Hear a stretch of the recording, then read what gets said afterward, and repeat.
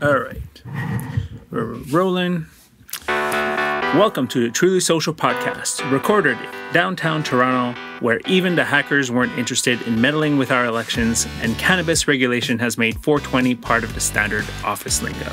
Yeah, even my mom sent me a text on cannabis. Every 2 weeks or so, we deep dive into the topic of all things social, unless you think that we are talking about social media.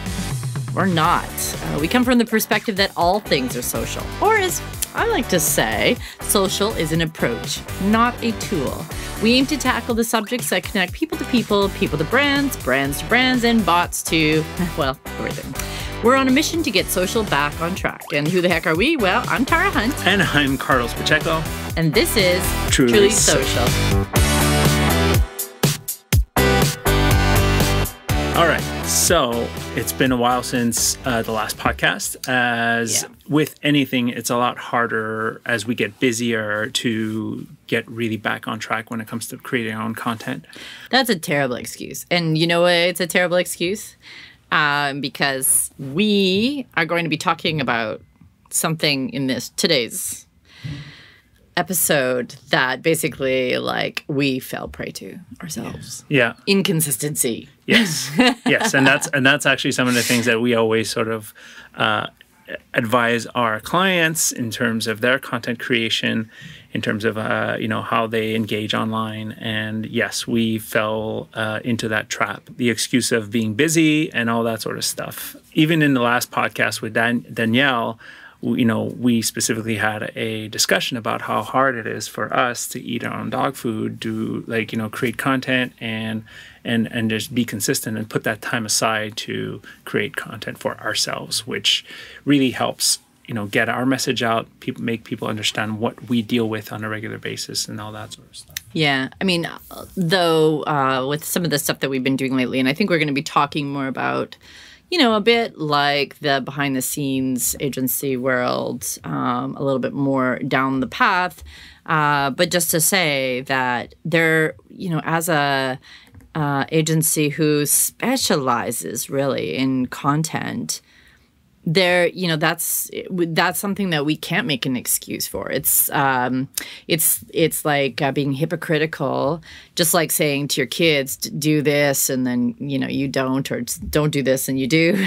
Like, you have to be the example. And early days of Truly Social, I really, really focused on being the example. And, something earlier this year just, it created a rift in that focus, and we're getting back into focus now. So we're making the time.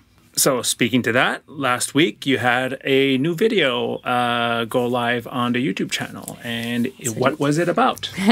So I talked about why branded content quite often fails for people. There are a lot of brands out there that are making content. There are a lot of brands that are hiring agencies and paying a lot of money. I mean, I will be the first to admit that content isn't cheap. Mm-hmm. But there's a lot of brands that are doing it and then saying, oh, it's not working. Like, content just doesn't work. It's expensive and has no ROI. And the point of the video was, well, there's a reason why your content isn't working, and good content does have ROI. So we talked about what's bad content, why there's so much noise out in the world. And then I think, what we wanted to do in this discussion today is expand a little bit more on what makes for good content. But I do want to start with defining content, because I think there's when I posted my video to LinkedIn, a friend of mine who I very much respect, Ron Tite of the Tite Group, he said, "Oh, you're getting hung up, on the on content, da da da," and he started talking about how ads are part of the content spectrum, and then I was like, ads aren't content from, they're. Anyways, let's step back on the content thing. So, yeah, that's one of the things that I hate about the term content is it is a bit of a catch-all, right? I can't remember when I started hearing people talk about content this, content that. I think, I don't think newspapers and magazines and TV producers and movie producers. I don't think they, prior to a certain amount of years ago, used to say like Content. we're a content company. No. They'd be entertainment or media.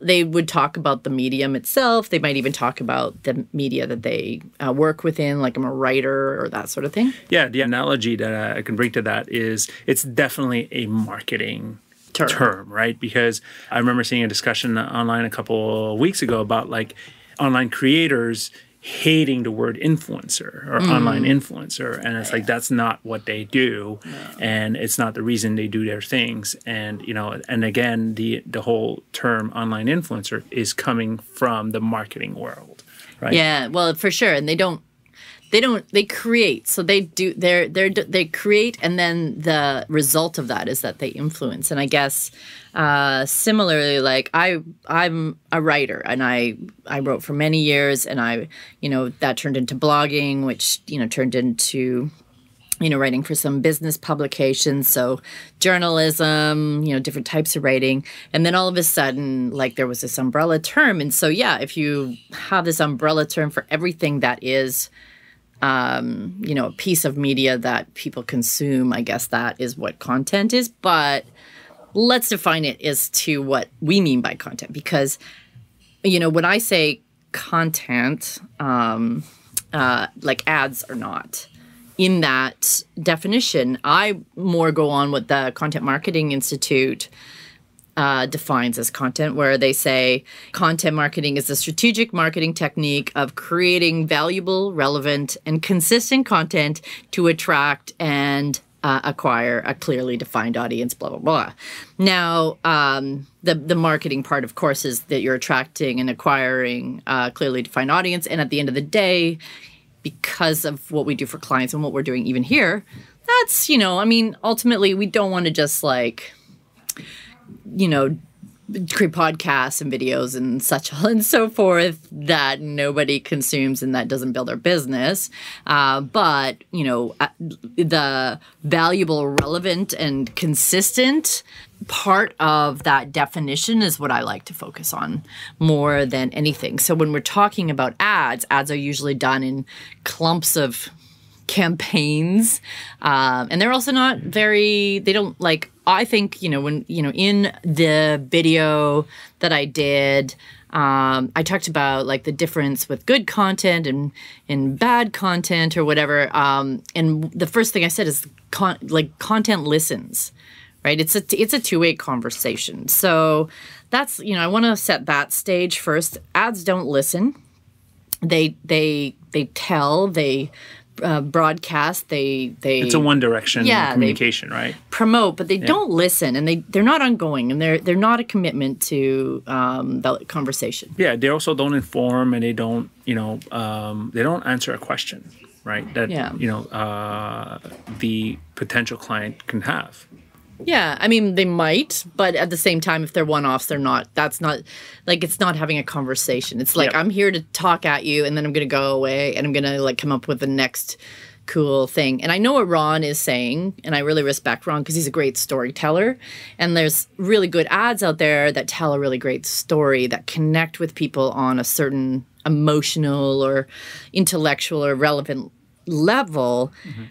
But they're not. It's not the same as what we're talking about here. Yeah, it's almost like branded entertainment, right? Yeah. It's when they try to create a story, and this, I keep thinking about like many different ads out there that just create these, inspiring stories, and it's like that's not content. It's branded entertainment. You're creating a story that in and around the brand, and that doesn't really do anything, and it's way much more of an ad than anything else, right? And we're in a space where people are given tools every day, new tools to skip those ads and avoid those ads, and every single platform is looking for ways to be less beholden to advertisers, right? How is that going to help brands that just create ads and just wants to put a banner in front of you or a trailer or whatever, like a 30-second spot, even a 2-minute spot? Yeah, I mean, well, there's also, I would say that there are a lot of organizations and companies out there where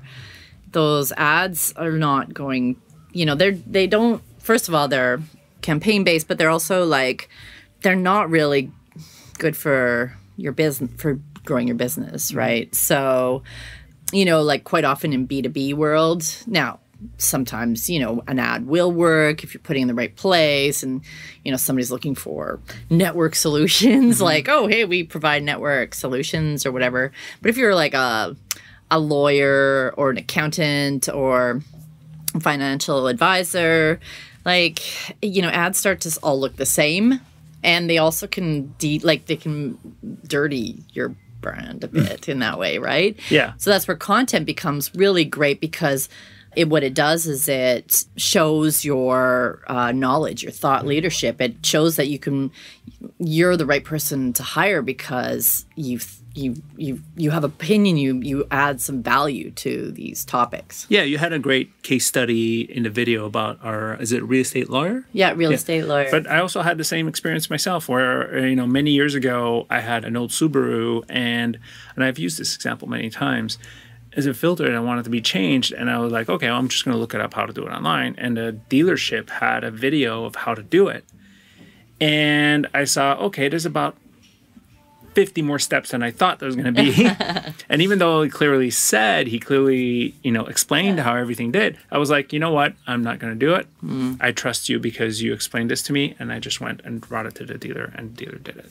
And that was, to me, the perfect case study of, like, you know, educating, telling people how things are being done or how you do things. Yeah. And, you know, and then, you know, the right customer is just gonna trust you and then come to you and pay whatever needs to be paid to get it done right. Yeah. Well, I mean, like, an ad will never create search engine optimization like that, right? Where you're actually, people are looking for you. Now, of course, Google AdWords, that's what it's built on, but it's, you know, unless you have good content behind it, it's going to be pretty generic. Yeah. So if you have a question like, how do I change the filter on this Subaru or whatever, unless they've paid for every single search term on that level, you know, which then starts to add up, they are not going to get that inbound.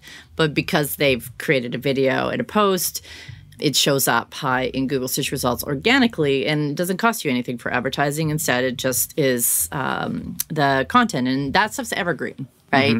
People will have those models of Subarus for, what, 10 years at least? Yeah. Exactly. So, and it's actually, you know, can help you make money way down the line. So as the callers get older. Yeah, exactly. Yeah.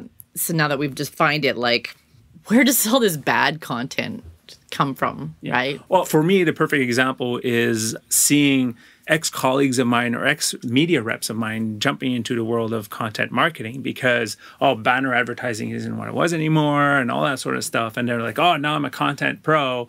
And they've never like created content themselves. Exactly, right? And they don't understand storytelling. They don't understand informing. They just think content the way they think of an ad. They just want a placement. That's where I think, like, a lot of the mistakes are coming from.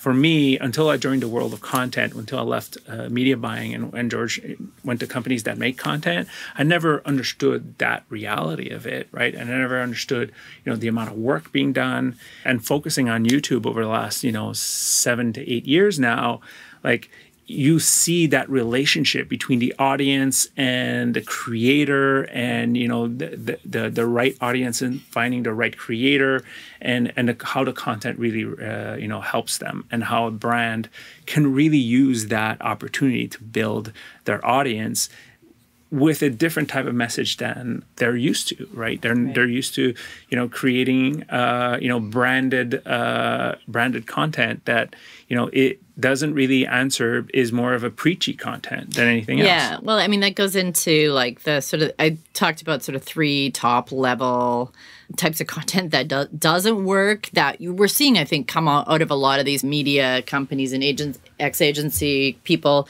that are like, hey, we now do content. And in fact, one of the things that drives me nuts is no matter what agency site I go to, whether it's a PR firm or a ad buying firm or development firm or like anything, like it doesn't matter what firm, they all have their sort of their main deliverables, what they do, 1, 2, 3, and then always number 4 usually on that is like content and social. like everybody can, that's something that they do. And, you know, that's one of the problems is like it becomes this like add-on instead of something that's really strategic. So it's devalued in this huge way. And when you devalue it, you get like this bad noise that's out there. Like, so the first one that I talk about is content curation.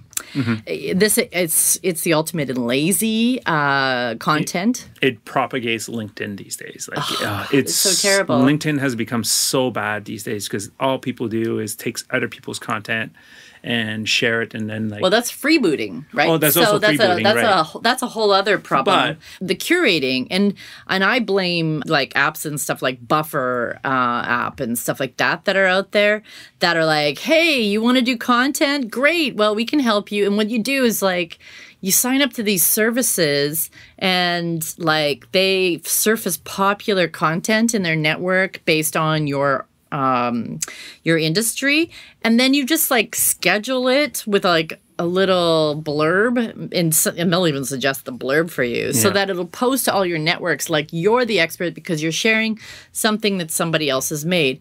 And what this results in is like a whole bunch of really, like, excuse my French, shitty posts that are like listicles and like the same kind of like this whole, what's Pantone's color this year, you know, kind of crap being shared over and over and over again. It's great for the people that are making that original content because then their articles are being shared. Yep.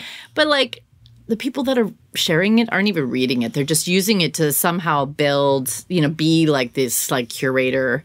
And then what you're talking about are these freebooters. And freebooters, I could...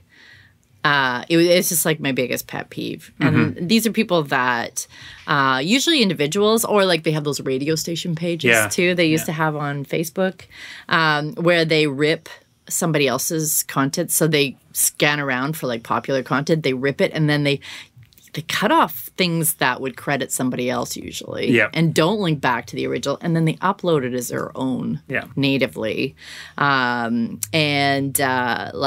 kind of represented as their own. And you see this, like you said, on LinkedIn with a whole bunch of influencers. It seems to be the sort of go-to tactic for platforms to sort of like turn a blind eye and just let the flood come in and say, oh, we're generating billions of views. Oh, well, you know, 90% of your content is copied old content from somebody else and remashed and stuff like that. I haven't seen so many old memes or old viral videos go back on quote unquote viral on LinkedIn,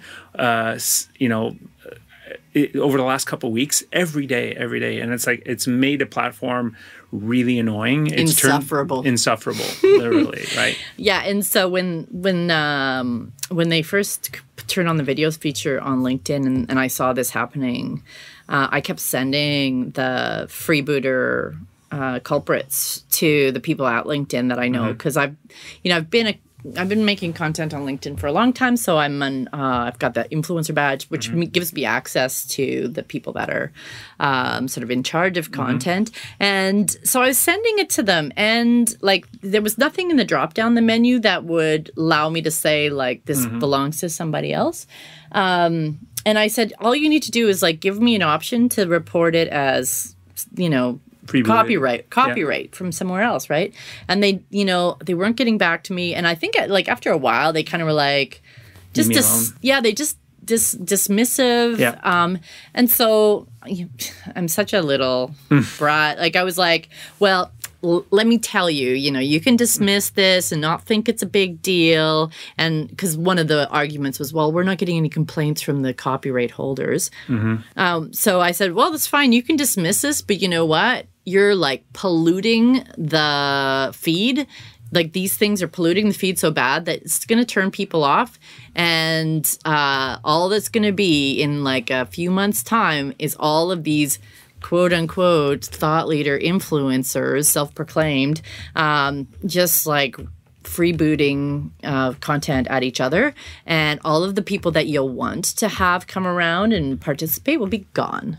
So it's your grave to dig. And then I started to see, like, over the next little while, being called a little bit. But yeah, I mean, it's bad. So that's the first one, is like people stealing other people's content or using other people's content to, you know, try to make content of their own. And that is noise. It's total noise. You can share posts. There's nothing wrong with sharing posts, but if that's all you're doing and you're not adding any value, shut up. I'm sorry, I'm a jerk. You know, and the second one is around, and you talked a little bit about this too, is like self-promotional stuff. So like clickbaity stuff that disguises itself as valuable information. And it ends up, when you click through, you're always disappointed on it, right? So like, you know, you'll never believe, you know, what this is. And then you click through and it is pretty much just a self-promotional piece that doesn't add any value, right? You think you're going to get something valuable at the end, like 5 hacks for life, you know, or, you know, your business will fail if you don't have this. And then it's like, hire me and I, you know, sign up to my program for $300. And so that is also creating noise. Yeah. And then the third one is the people who try to be like, they just copy. And they're creating original content, but they do this thing where like they'll see Gary Vee or somebody, right? And be like, oh, I can do that too. And then they just like do the same darn thing. I have not seen this many people giving me business advice while they're running. Then over the last couple of weeks, is like everybody's like, oh, all of a sudden they want to drop like, you know, piece of advice while they're doing it at the gym and stuff like that, right? And it's like, oh, really? Like, that's very original. Thank you very much. Yeah, and it's like all the same, and they're not really adding any value. They're talking about the same terrible. They're talking about the same subjects. They're not adding even their own unique twist on it. It's really, they're wanting to become influencers. They're not talking about something that they're passionate about or that could add value to the world. They see somebody who is popular and they say, oh, if I'm just like them, I sound like them, I talk like them, I cover those subjects, then I will be popular too. And once again, it's like total noise. And, you know, back to LinkedIn, I am sick and tired of the LinkedIn video influencer. Anybody who I see with that title, I run away from as quickly as I possibly can. All right. So those are the what not to do at this point, right? So let's give some advice on what we should be doing. Yeah. So, and I would also add to that, there's like a lesser evil that's still like, you're not going to get any benefit from that. And that's people that kind of find 20,000 ways to promote yourself. Like they're kind of like ads, but like kind of packaged up in different ways, you know, so those posts that are like all week long, you put up 5 different ways to say buy my stuff. Yeah. And that's all you're doing. Like nobody's going to pay attention to that. So it's just going to die on the vine. So how not to just I want to sort of like put a little sort of like parentheses here, and everybody's going to hear some sort of snoring in the background.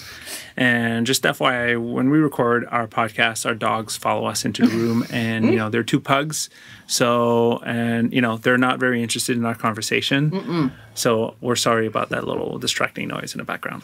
Yeah, the only content they like is content that includes treats. Yes. Yeah. So how to create not bad content. Well, I have a video that's coming out soon that talks about like the you know the research and how to like come up with the strategy for it. But these are, you know, just for like overall. One of the things I did say, I kind of defined what, you know, good content does essentially as a very high level. So, you know, it listens, so it's not just talking at you. It interacts, it's ongoing, it evolves with your audience. It has a purpose that goes beyond making a sale. It helps, it relates, and it leaves a lasting impression. Exactly. And again, this is all stuff that anybody that's an online creator does, right? I'm often asked to give advice to people starting new YouTube channels, starting a new content project, and I keep telling them to just get stuff out there and get people to give you feedback so that you know what's going to be your next piece of content, or you're going to be inspired by, you know, by the audience to tell you what they're liking about your stuff. And it's been one of those things where it's like everybody's looking to release that perfect piece of content. And everybody that has a huge audience right now in online space that's built an audience wasn't perfect from the get-go. And, you know, they've adapted and learned from and listened to their audience. Yeah, and they also, a lot of them started out, like, they didn't think about becoming creators as much as they had something to say. They are passionate about something, like that really matters too, right? So they, you know, being passionate, like I love the story of ASAP Science. Yeah. Because here they were, like, two science nerds. They totally were passionate about science and scientific concepts. And what they really loved doing was helping their friends who weren't science nerds understand complex subjects in a really simple way. So, you know, that's why, and they were tied into the science community already. So they had a, you know, you don't just have to listen to, you don't have to just put up content right away and then listen and get it back. You know, sometimes being part of that community first gives you a lot of cues as to what is going to work and what is not, and like working with your friends on like, how does this help explain or whatever. So then when they launched their channel, it blew up right away because they had taken all this listening over the years of what works, how people love to be explained to, and created this like great series that made it so accessible and engaging that it just like out of the gate, it blew up. Exactly. So they didn't start with like, oh, you know, let's try to get 1 million views. Like, it's not about that. It was like they already knew that people had a desire for that. And I'm going to talk about that in my next video too. But, you know, like at the end of the day, there's like, you know, you need to add to the conversation. It needs to be new, like net new for people and valuable to the people on the other end. And it doesn't matter if it's 10 people or 10,000 or 10 million people. It should be adding to that conversation. It needs to be consistent. You know, we talked about consistency. So that's why ads, you know, don't work. They're one-offs and you walk away and you stop listening. So consistency will help you grow and improve over time. But it should also be respectful. There's some people that are using marketing automation now. I am really kind of, I'm a bit bothered by marketing automation. I think some of it is smart, right? Like once you get to know your audience, marketing automation can be that piece that makes it a little bit more efficient for you to help like guide them through your content. However, it can get to be too much, right? Like where you're all of a sudden like you're inundated all the time by it. It's too much. So then the other one is like it needs to be beneficial to everyone, including yourself, right? So putting out your content, like you shouldn't be a slave to the content machine and then be at, you know, 6 months, you'll burn out. 6 months in, you're like, wait a minute, I'm still talking into thin air, or like everybody's taking and I'm not getting anything back from it. There's nothing wrong with wanting to benefit from it. It just shouldn't be your only thing. But your audience should also benefit. And then you should also create conversations that go beyond you and beyond your content, right? So what you're putting out there creates, like, inspires people to learn more. Yeah, exactly. I mean, it's one of those things when it comes to, you know, content and sort of the rat race of that space, right? Again, another client of ours where, you know, I'm helping them with their YouTube strategy, and, you know, they ask me, it's like, how many videos do I need to do? And I'm like, well, you know, don't listen to the gurus out there that say like you need 3 videos a week or vlog daily or blah blah blah. Like, do the level of content that is right for you, that helps you stay consistent. Because if you try to do 3 videos a week, you're going to be burned out within 2 to 3 weeks, and you're going to be like, just, you know, and it's not going to pay off the way you think it's going to pay off. And, you know, you give yourself the time to learn to be consistent. And, you know, when we work with clients, there is an adjustment period where, you know, we're starting off and, you know, we need to sort of learn how the audience adapts to our content. And, you know, and then we sort of figure out the rhythm of the audience, and then okay, now we're set in this way. We're publishing daily, or weekly, depending on what the audience is capable of consuming. Yeah, well, I mean, this is funny enough. I was having this conversation with somebody the other day because ultimately we're researchers, strategists, right? We are not a we're not really like we're not a production agent. We produce content, we do all that stuff, but it's because it's all part of the research and strategy. And like a lot of people think you get your strategy, great, it's done. Now you start implementing and you're off to the races. Well, we look at even especially like the first 6 months, 1 year, even like 2-3 years of implementation is all about listening and adjusting and improving and honing into making sure that your content is valuable and it's doing the work for you that it needs to be doing. So we look at the implementation phase in the early days as strategy as well. So like as you were just saying, Carlos, like we work with clients until like they're I like to think of this metaphorically as like we build the ship and then we we sail it until we know we launch it. We know until it's like solid and it's like doing it's not going to sink. Plug the little leaks here and there. And then figure it. Okay, and then they take over the helm and we wave at you from the shoreline and like there goes our baby. But and so that it is set, and we also teach them how to to adjust in the way that's beneficial and helps grow with the audience too. And just recently there was like a situation where one of our clients hired somebody and they wanted to put their own mark on the strategy and they weren't thinking about it strategically. They just wanted to come in and like change things up because it would be like refreshing.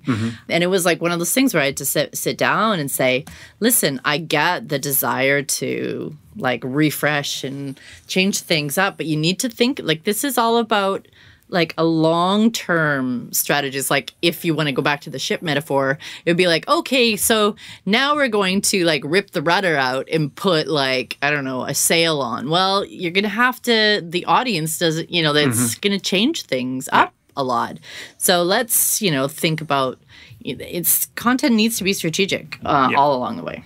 Exactly. So how do we want to sort of wrap this up at this point? What are the key things people need to, finish listening to this podcast and say, okay, this is how I want to think of things? Well, first of all, if you have been doing content and you're struggling with like how effective it is. You just feel like you're talking into thin air. It's likely that it's not being done very strategic, and you're maybe not you're not talking to the audience you need to be talking with, and you're also like maybe you're not even in the right place to talk to the audience. You need to have like the right content and the right channels with the right message to reach that right audience. And like that requires research, insights into that audience, and a strategy. I'm going to be talking about that in my next video. So definitely tune in to my YouTube channel, which is youtube.com/Tara Hunt. So if that's you, that is a good place to start. And then I think, another takeaway is that, we didn't talk about this today, but we will be talking about measuring content down the line. We have found that content has amazing ROI. It is like incredible as far as qualified lead generation. The part that most clients aren't equipped for is sort of like how to really track that lead generation. Yeah. We hear it straight up from our clients where say like, new clients are coming in where they say they saw this piece of content and they didn't necessarily follow the funnel that we created online, right? Which is what everybody's sort of like, obsessed with. Funnel, right? So at the end of the day, like, for us, it just makes, it just justifies what we're doing. We know it works. We also know it works because it works for us, right?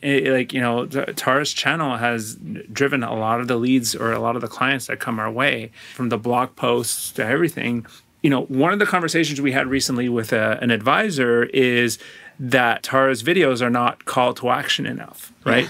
You know what? It's like, that's the reason why people listen, right? Yeah. And it's like, if all they're going to see now is that, it's another video marketing something, the engagement, the returning audience is not going to come back. They're going to say, she's putting ads in front of us and it's just promoting her stuff. And, we use our social platforms or our content to educate and make people understand that, we know what we're talking about and we're trying to teach everybody to sort of like, think like us. Yeah. I mean, at the end of the day, I think of my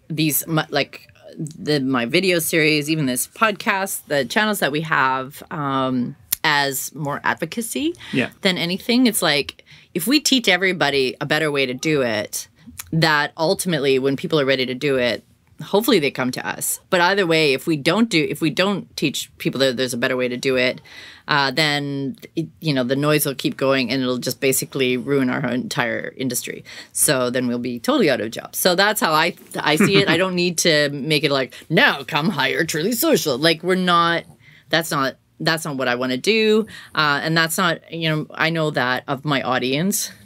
Actually, I get a lot of referrals from people who watch my videos who aren't going to hire me, but when they're asked, will recommend us. So, and we look at our analytics, we're trying to be better ourselves at like tracking end to end. The thing is, we don't do any paid right now, so we need to fix that up. But like end to end tracking, like we haven't been doing, but you can see it in our just Google Analytics. When I went on my video hiatus this summer, traffic on our website like dropped in half. Yeah. And even though when you look previous to that, not all the traffic was coming in, like we hardly get any traffic from YouTube. Yeah. We get a bunch from LinkedIn, but like we get a lot from tarahunt.com, which is my own personal, and from Google search is like probably the biggest. And then there's all this like direct, like unknown sort of stuff. All that stuff dropped off.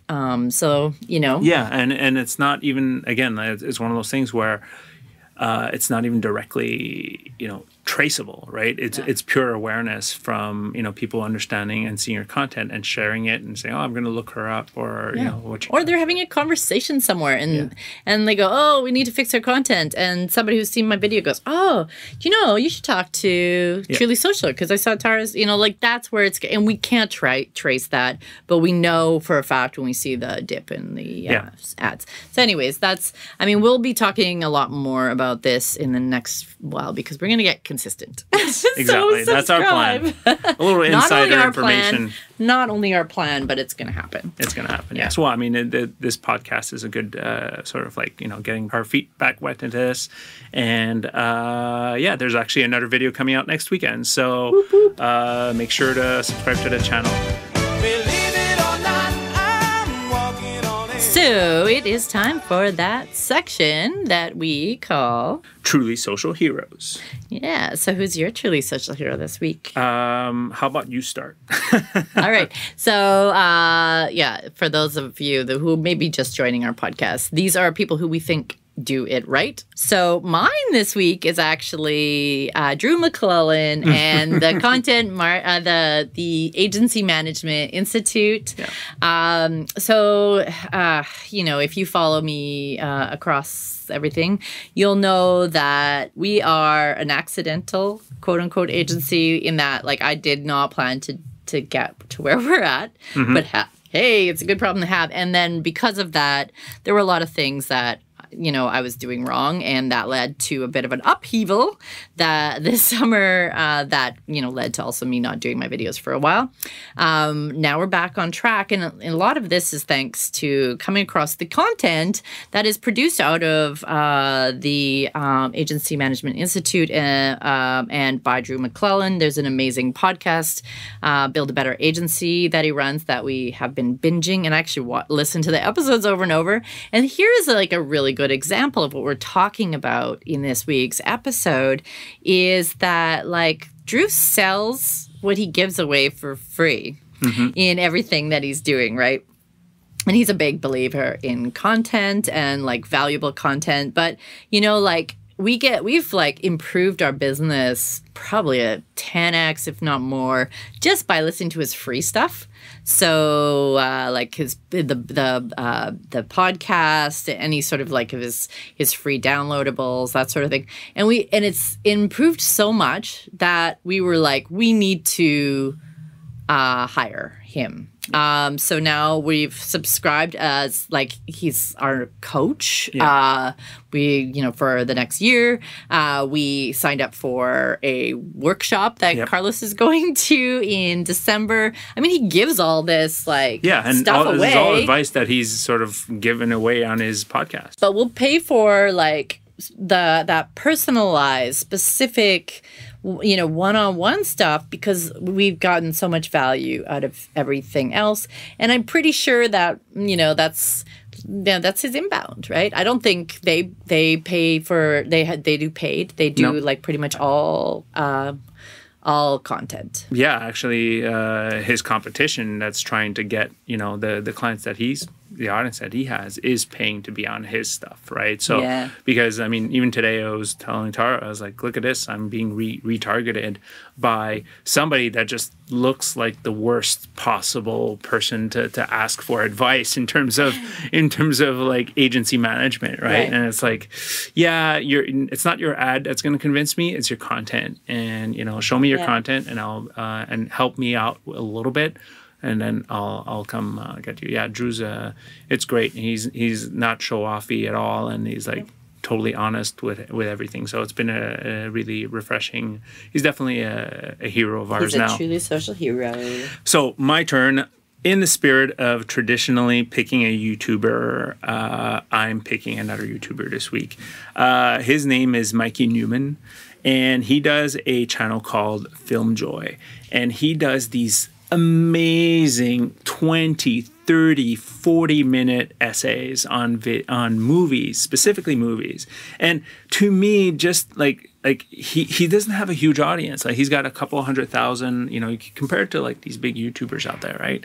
And big media companies. He's got a couple 100,000 people following him. He's got a Patreon to support him and all that sort of stuff. But you really see the passion he has for these movies. He released a video last night about like, the Harry Potter, movies. And it's like, these are 10-year-old movies now, but it's so fascinating. And like the amount of work he does to me is beyond any other like TV show that analyzes movies, right? And to me the evolution of content on YouTube and creators on YouTube blows my mind. And he's built this community of passionate people that just love his essays, love the way he thinks and the way he analyzes stuff. And again, he's one of those channels that like whenever he uploads something, like I gotta sit back and watch that full 30 minutes and just like, it's a full 30-minute video. And that's, when you're in a space of, Facebook, 3-second watch times, right? The fact that, somebody like him is able to get people to watch his videos from start to finish is media companies can't do that, right? Nope, like they can't. Sure. So it's anyways. Mikey, you can't even pay for it. Yeah, his name is Mikey Newman, Mikey Face on Twitter, and his channel is called FilmJoy. One word. Awesome. This brings us to the end of the Truly Social podcast. We don't really have numbers, but it's to me, I think every episode is sort of like a milestone. So thanks for tuning in. Hopefully you're still listening. We are edited by Joe Pacheco, which is, you'll recognize the name. His cousin. My cousin. And keep it in the family. Yeah, Just kidding. Joe's very talented. Yeah, exactly. If you enjoyed it, we would totally love to hear from you. Yeah. If you disagree with us, agree with us, whatever, tweet us. I'm Miss Rogue, and Carlos is at @CarlosPecha_co. Our company's Truly Social. And go over to iTunes. Yes. Obviously, if you like what you hear and like what we're talking about, please give us a review. We appreciate that as we try to grow the audience for this show. Yeah, and if you want to join us in future episodes, argue with us, agree with us, tell us something that we don't know, which is, there's a lot of that stuff. Yep. Please do drop us a line. You can either tweet at us or email us at podcast@chilysocial.ca. And thanks again, Joe Pacheco at Innerlight Music, and see you next time. Awesome. Have a good one.